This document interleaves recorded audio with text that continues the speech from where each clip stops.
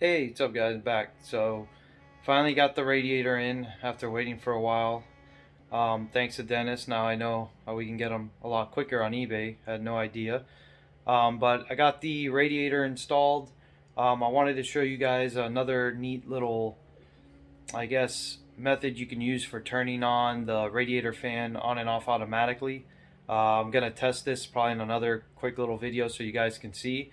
But what I did buy is uh, this here. I actually bought this a while back. And what this is basically a temperature relay.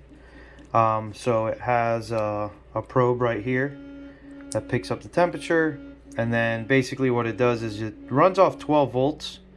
But I've run it off 7.4 and it works fine because I used an actual battery. You could use a 3S battery, or you could just use like a regular 7.4 to power it. And essentially what it's going to do is I'm going to hook it up here to my radiator fan, which this is just kind of on here to test. This isn't really anything permanent. I have a new bracket right over here. I'm going to actually have the screen probably mounted here on the back and all that, so it's going to be kind of a permanent solution. What it's going to allow me to do is have this fan only turn on when it reaches a certain temperature. Just for the sole fact that it's going to help the engine warm up a lot quicker, especially when these engines are water cooled. Just the water sitting in there alone, it takes a bit to heat up just from that. So that this might help in cooling it when it needs to, and also it won't have a constant drain on the battery, which is also what I don't want. I'm going to make a quick video just kind of overlooking all that, so just stay tuned and I'm going to just show you how all this goes together. So I'll see you then, guys. I got the radiator installed, as you can see. I 3D printed a bracket that sits up high on the body. The good thing is this will actually sit right behind the back window of the body, so I have it basically sucking in air and blowing out into the body just so it gets the cool air. Fits on there perfect. I had to model and 3D print a bracket here. What I got going on here is, so you guys can see, this is actually a temperature relay. So you could actually set a temperature on this to turn something on or off. And I have a temperature probe here inside the overflow tank that I made for the radiator.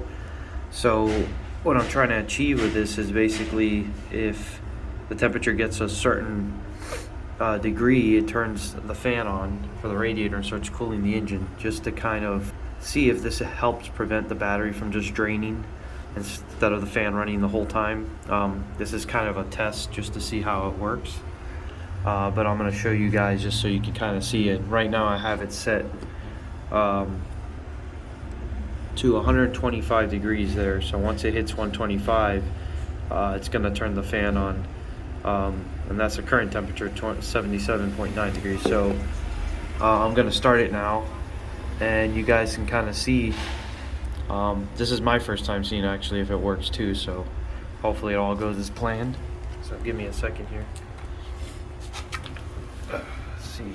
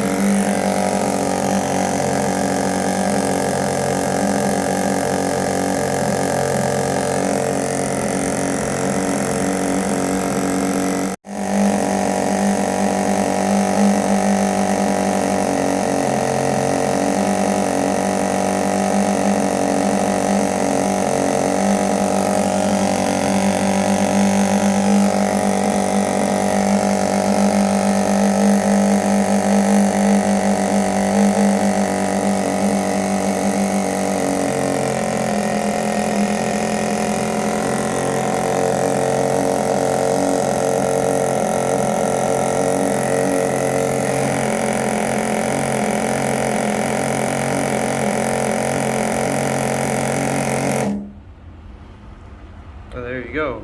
See, right when it hit 125, the fan's on and running now. As the temperature drops, it should turn off when it goes below 125. There's not too much hot air coming off of there, but I just wanted to show you guys, if you were interested in doing something like this. You obviously don't have to. You could just wire this up straight to like you know, a channel on your receiver and have it on and off switch, or have it running all the time. I just thought this would be a little easier for the engine to warm up quicker and then turn on just when it needs to cool. And if you saw, once it actually activated the fan on the radiator, the temperature started to definitely take longer to get up, so it is cooling. It worked out really well. I do have this bracket that I made. I'm gonna redo this bracket and probably put a hole in here so I can actually pop that temperature gauge right in there so it fits nicely. But that was just a quick little video to show you guys, you know, how the radiator's coming along and the plumbing. I still got to do the linkage, obviously. That's what's pretty much left before I can drive it. There you go. If you have any questions, just leave them in the comments and I'll be glad to help. Take care, guys.